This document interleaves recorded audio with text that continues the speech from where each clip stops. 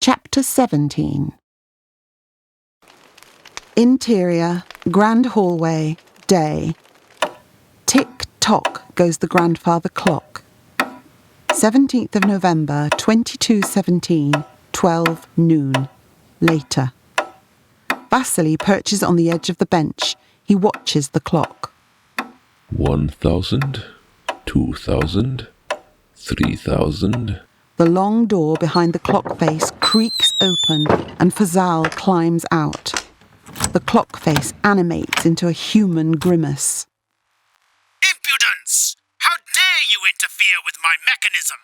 The system will be informed. The system will not be informed. We own the system now.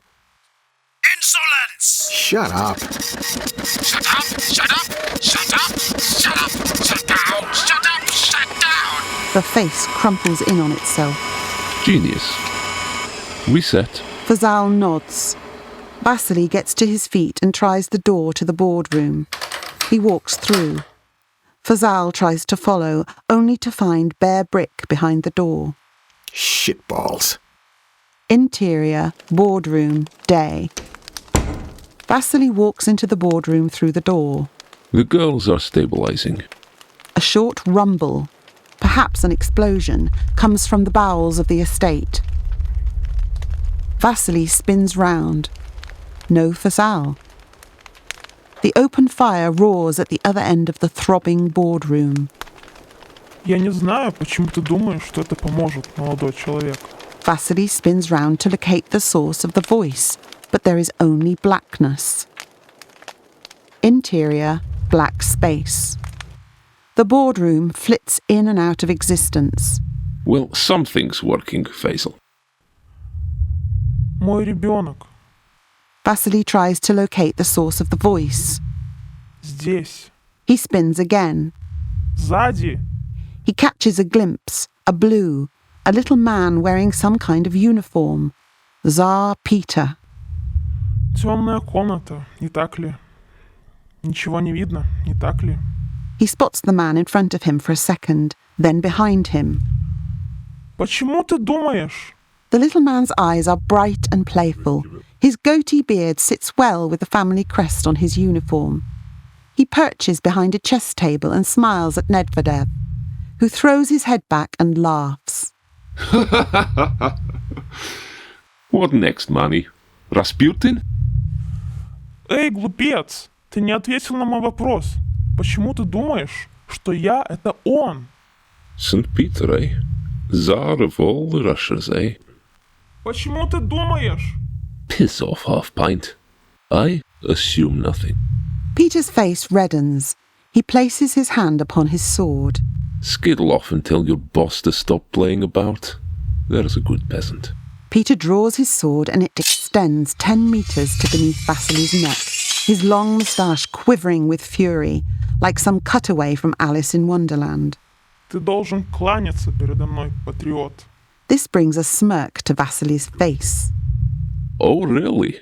Then why is your uniform at least a century out of date, huh?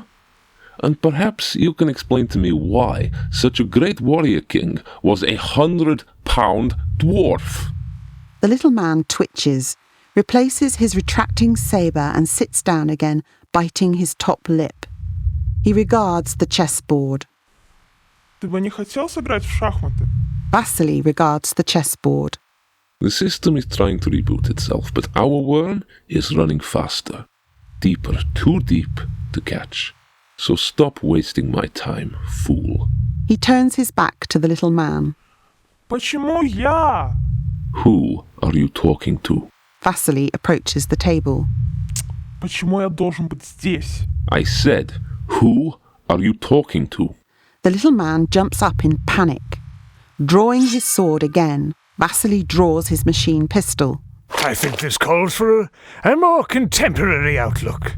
Jameson removes his winter coat and hat and places them on a stand. Miles Davis follows behind, playing a slow lilt to accompany the entrance, like a New Orleans funeral march. Vasily, put that away. You're experienced enough to know that it's not much use in here. Peter, thanks for your help. I regret I'm going to have to handle this personally. The little man spits in the direction of Vasily's boots and utters curses. I never liked you anyway. The greatest Tsar of all walks back into oblivion.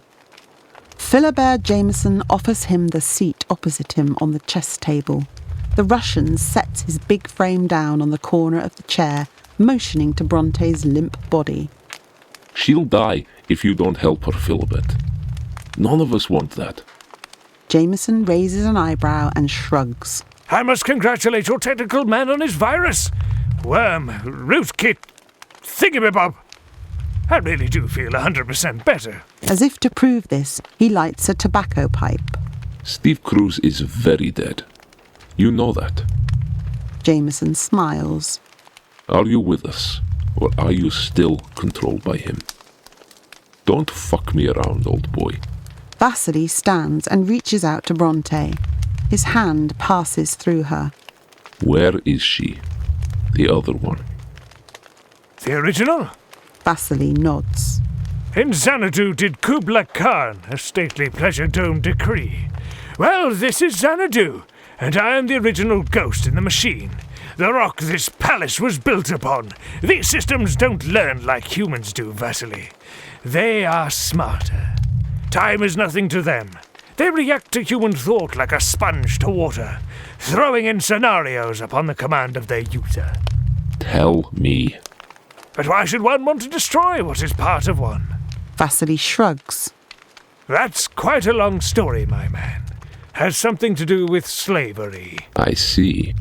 No, you probably don't, but I won't hold that against you. Ah, is that the time? I believe we have a boat to catch.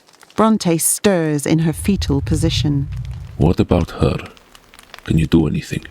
I feel her pain. In both dimensions. Soon there will be more. If he can extract the code from her. Then worse. More of him. Reproduced ad infinitum. A new race. And the end of the world. Jameson raises an eyebrow and glances down at Brontay's pallid face, reaching into her death throes. He fumbles in his pocket, pulls out a handkerchief and blows his nose. Oh, suppose we better go find her then. This way, please. Interior, container, night. The stylus knocks itself back into position as the supertanker lurches to its side and back again in one neat movement. Alexandra Brontay sits on her beanbag, her stomach protesting against the rhythm of the ocean and the intake of hooch. It is like a pair of comfortable old shoes had returned to her possession. The booze, that evil sheet of acid, the half-burnt blunt smouldering in Vasily's ashtray. What has happened to the last 6 weeks? The container offers no clues. Perhaps they haven't even arrived in England yet. If this is a dream, it has to be the weirdest thing ever. The chemical toilet flushes and she hears the sound of running water. Pass me that towel, Sasha. Maria emerges from the toilet in Vasily's combats, barely taking notice of Brontay's gormless shock. She produces Vasily's cutthroat razor and begins to fill the sink with warm water. Maria? Who? She steps over to Brontay's side, grabbing a towel from a box of clean laundry. I'll do it myself then. I'm not losing it. You're not Vasily. You're Maria. You were the woman of my dreams. Maria smiles and replies in Vasily's voice. What? Brontay recoils in terror. The door to the container unbolts and opens. Vasily and Jameson enter. Vasily pulls a gas syringe from his pocket. Maria snarls and makes to attack him, but Jameson intervenes and swipes her away. She disintegrates into a mess of numbers and red fractals. He's still putting up a fight. Brontay scrambles into a corner, but Vasily is too quick for her. He presses the syringe into her neck. I won't hurt you. I know you, but I don't... We've never met before directly, only through another. Brontay calms and nods. There isn't much time. We need to go. Vasily thrusts out a palm to Brontay. Trust me, Sasha. Your other self did. She grabs his hand and he pulls her up. The three exit through the container door. Exterior, container ship hold, night. The mother of all Atlantic swells batters the hull of the ship as Vasily, Jameson and Brontay struggle to the edge. They climb up on the railing and hold hands before jumping into the ocean. And in a blink, they are there. The future is. Hail Folk. Hail Vanity. Hail you. More episodes soon. Subscribe.